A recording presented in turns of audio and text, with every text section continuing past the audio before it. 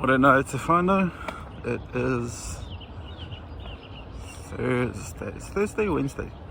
Bro, I keep losing track of the days. Whatever day it is, it's 7 o'clock in the morning. I'm in Auckland, as you might have noticed. Going for a morning walk. See, there's like, I don't know if you can see, but there's white stuff on grass, frozen. I don't know what degrees it is. Some of the cars are frosting up. What was I gonna say? Oh, something I haven't done for a while. So I was thinking about doing it now. Whakapainga e nei hikoi.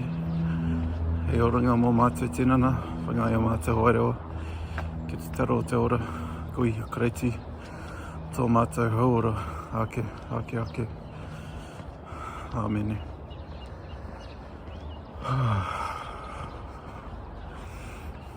Dear God, thank you for blessing this morning walk to nourish my body and my spirit for the betterment of my well-being. In your name, I pray forevermore. Grateful for another day, another chance to learn, to live, to love. Grateful for my senses, my ability to see another sunrise, and willingly another sunset. My ability to feel cool air, hear the sounds of nature, birdsong, smell the fresh air and the flowers around me, and to taste the rich flavors that you have created for us all. And lastly, for our intuition, which we sometimes don't think about, our gut feeling, our sixth sense, our ability to discern, to see what's not there, to just feel it deep inside, which is very difficult to do in this world, this digital, noisy world full of distractions, especially if you're constantly plugged into the matrix, constantly distracted by your devices.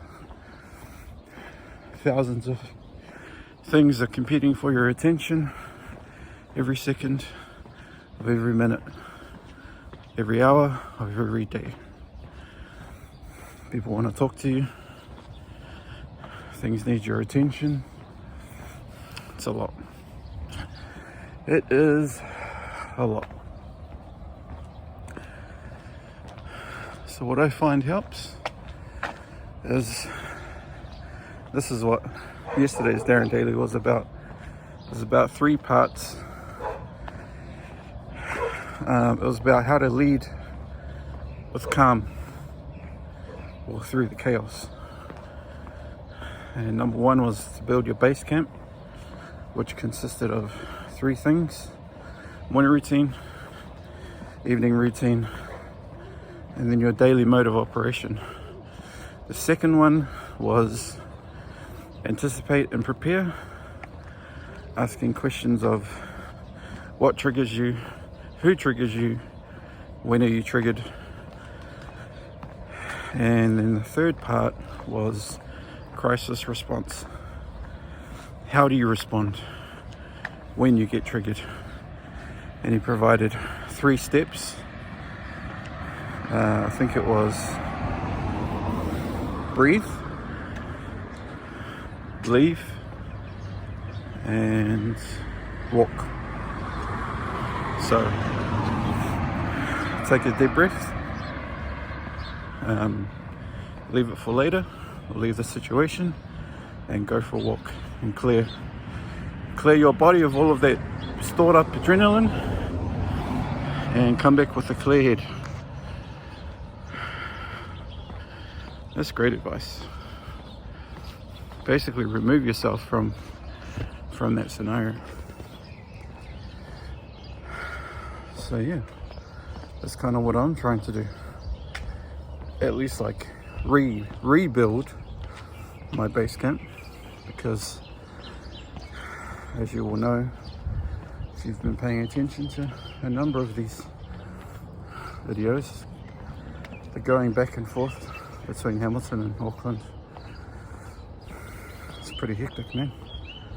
It's hard to have a stable routine when you don't know if you're going to be here or there. Like, the reason we're here is because I got a phone call yesterday about an opportunity in Grey Lynn, and they want to meet me 11:15.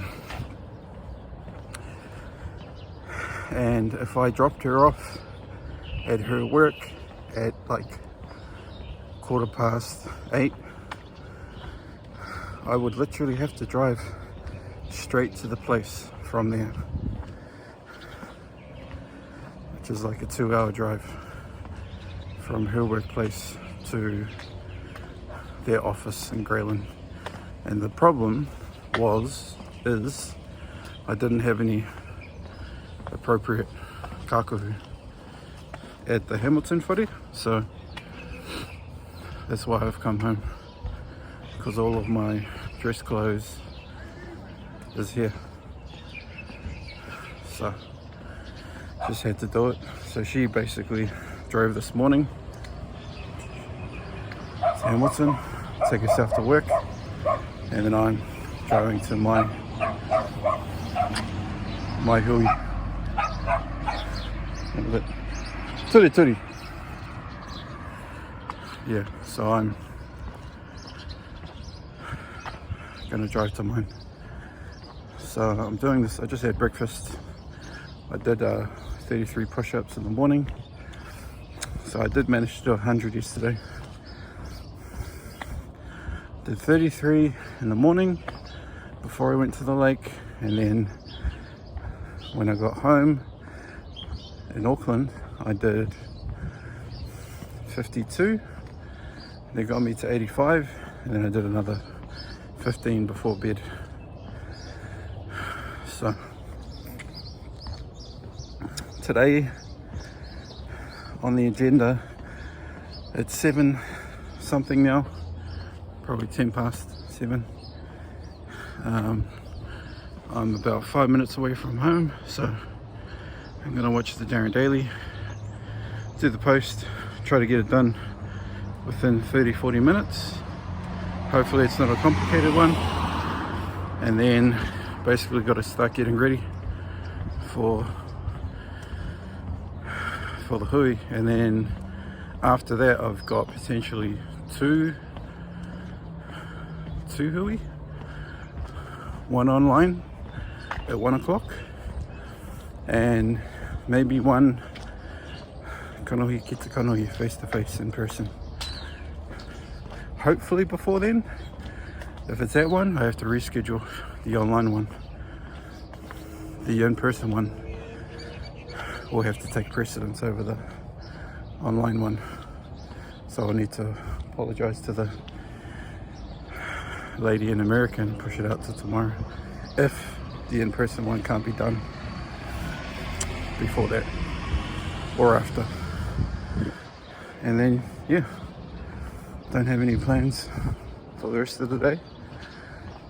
We're staying in Auckland again. I'll probably go home actually, see my dad. And then tomorrow morning, Thursday, yeah, tomorrow morning is Thursday, so today's Wednesday.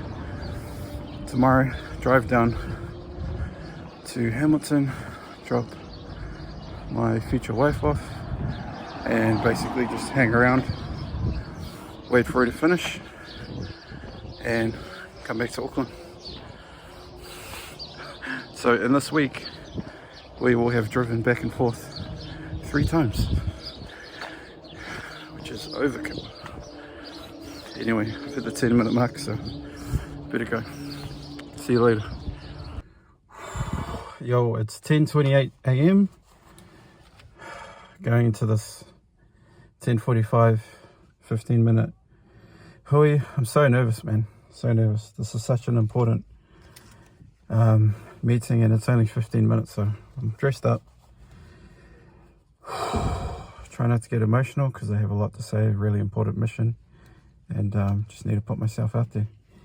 Anyway, I will catch up with you after and let you know how it went. See you in a bit. Actually, I need to say something to myself. What's the best that can happen? The best that can happen is that they are so amazed and inspired and heartfelt and touched by what I have to say that they want to know more. Because 15 minutes isn't a lot to get to know somebody. So I'm going to have to put my heart on my sleeve, which I always do anyway. All right, talk to you in a bit. Let's go. Whew, it's hot. Kia ora te whānau. It's 11:20 a.m.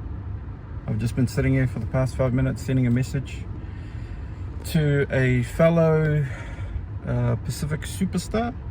I think her name was Rosita, or shit, I forgot her name. It's so bad when you don't see somebody's name. She's a Pacific lady. She has a business. She just gave me her Instagram, so I'm following her. I just sent her a link to my business, but her goal is to inspire Pacific people to get out of the factory.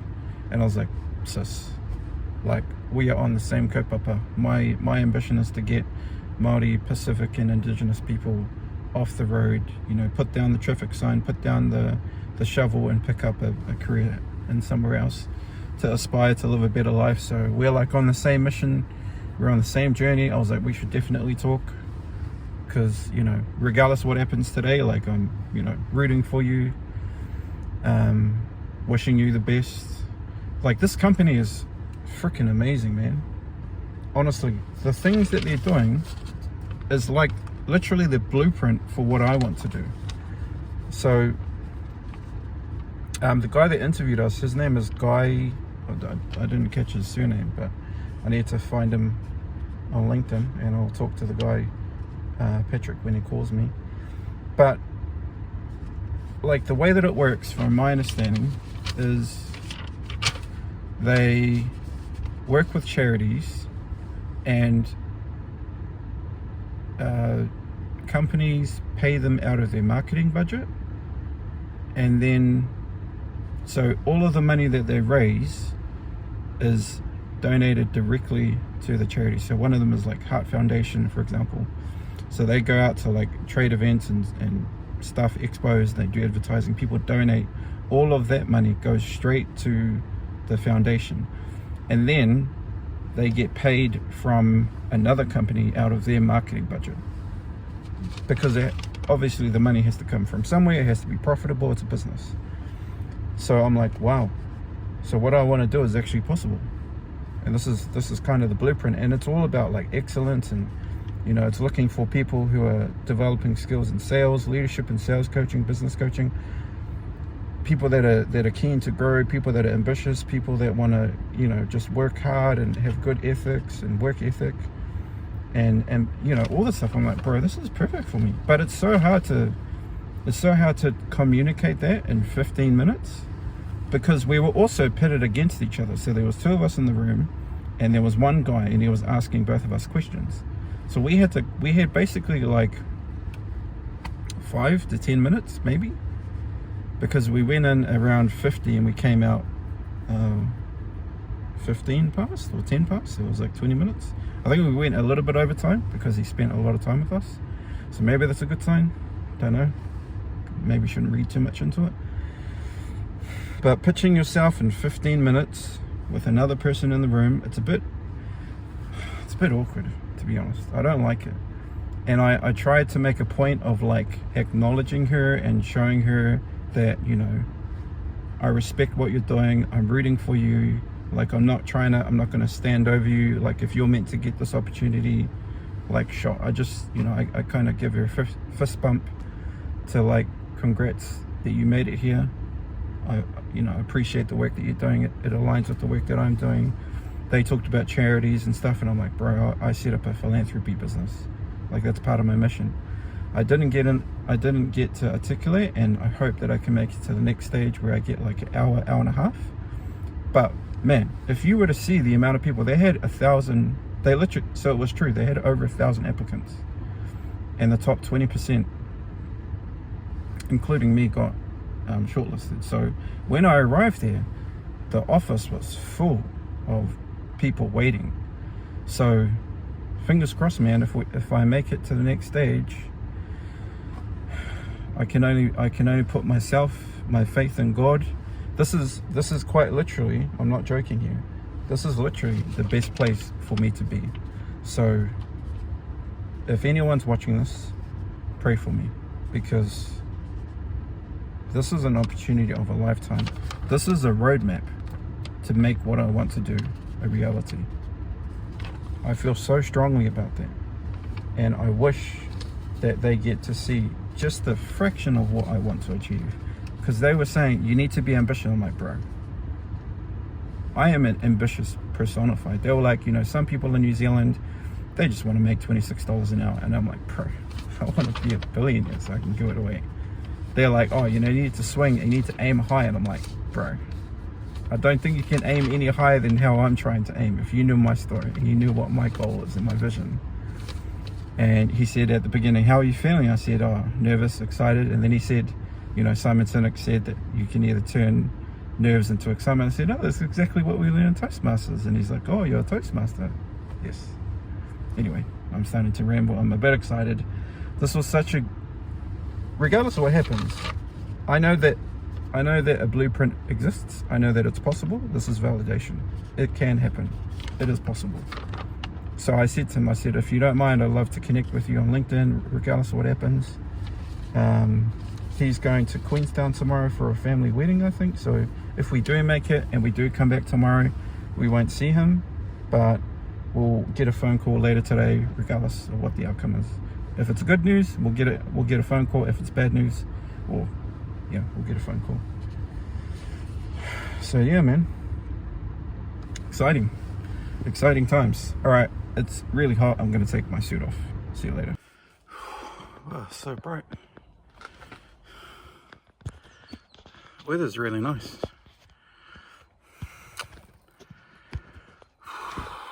It is, can't see the time on my watch, damn it. I think it's like 3 o'clock, 3 something. Man. So I just did, catching my breath, 47 push-ups, like mini ones. So I did 33 this morning, 47 just now. So that brings me to 80 for the day. Basically just have to do another 20 and I'll hit the 100. Also, I have some news. Obviously I'm smiling, so it's good news. It's great news. So I got a phone call from one of the guys, Patrick. He's from Driver Go Here, was the one that's kind of been coordinating all of the stuff on the phone. And he was like, so how did it go, bro? How did the meeting go with Mark? I was like, I thought his name was Guy. I was like, oh man, idiot. And I just told him, I said, oh man, to be honest, I was impressed with him. I was impressed with the story that it told us about how he got invited to join his dad's company and he chose not to because he wanted to walk his own path. And when he did walk his own path, he did some stuff and he didn't find it very ethical, so then he decided to do something different. and run his own business, which is the one that he was working with them. So I think it's called OTM. I need to do some more research on it, but they partner with Driver Co, which is a new business which is all about like marketing and sales and charity work. And so they work with the Heart Foundation, Cancer Society. I think they have a new contract with Plunkett, and there was another one. So they work with these companies. They go to all these events, expos and whatnot, and they get people to donate through different means. I think they even have like a house lottery. So they buy a property, usually outside of Auckland, and the idea is kind of like a raffle. So you put money in, and then somebody can win a house, $1 million house in holiday destinations apparently around New Zealand. So yeah, so he was a very impressive man. I was really inspired by his story. And then I told him that I was also very proud of the other girl that I was with, because there was two of us, which I didn't really like, to be honest. I felt a little bit uncomfortable, like we were kind of forced to, to compete with each other directly. Like, oh, my story is better than yours. It's like, I don't like that. I don't like that at all. But it's the name of the game, right? So I was just saying to her, because I think I said this already, but she is trying to inspire Pacific people to get out of the factory. And I'm like, sis, we need to talk. We need to connect after this, regardless of what happens. So when we got out of the room, I tapped her on the shoulder and I'm like, yo, this might sound weird, but I love what you're doing, and it aligns with my kaupapa. And then I told her a little bit about my, what I'm trying to do, and I'm like, we should connect. So she gave me her Instagram, so I followed her and I sent her a link to my LinkedIn post to explain like what this whole thing is about. And yeah, so I told him how it went, and I said, to be honest, bro, like, it's hard. 15 minutes, you don't really get much time to share yourself. So all I can hope is that I presented myself as best as I can, and that I was able to express how important this is. And I said, regardless of what happens, I'm so grateful to have met you, to have been exposed to the work that you guys are doing, because it's like God's work. You're literally doing stuff that I want to do in terms of like philanthropy and funding and social good. Like, you guys are actually doing it and you're helping others. And I'm like, you've shown me that what I want to do is also possible. So thank you. And then he said, well, I had a chat with Mark, and he said, we'd love to bring you in for tomorrow to sit down with you and learn a little bit more about you, and you learn a little bit more about us. So congratulations, man. And I was like, wow. And I tried to ask him, like, how many spots are there, was what I kind of said, because I got the impression that there were hundreds of people, and I don't think there was, but there was a lot. And he said, we don't really look for like a number, we just look for the right people. So I was like, oh, cool, man, that's really cool. So I think they were looking at bringing on 2 or 3. So if it's an hour tomorrow, I think it's just tomorrow. I don't know if there's tomorrow and Monday, but 8 hours, an hour each. You could have, depending on how they do it, if they just have like one office, or if they have simultaneous like they did today, they could either have 8 people in a day, or they could have 8 times 24 people. That's a lot. It's a lot to filter down. So I'm guessing, actually I'm not going to guess, I have no clue, but regardless, I made it through. And yeah, exciting. Exciting. Unfortunately, I won't get to see Mark because he's, like I said, he's going to be in Queenstown. But I have a feeling I'm going to be able to talk to him soon. Anyway, don't get ahead of yourself, Nathan. Stay grounded, stay hungry, stay humble, and what's the best that can happen, right? Talk to you soon. Yo, it's time to go to bed. So I think it's like 9. Just came back from the market and had something to eat. Did some little grocery shop, got some gas, and yeah,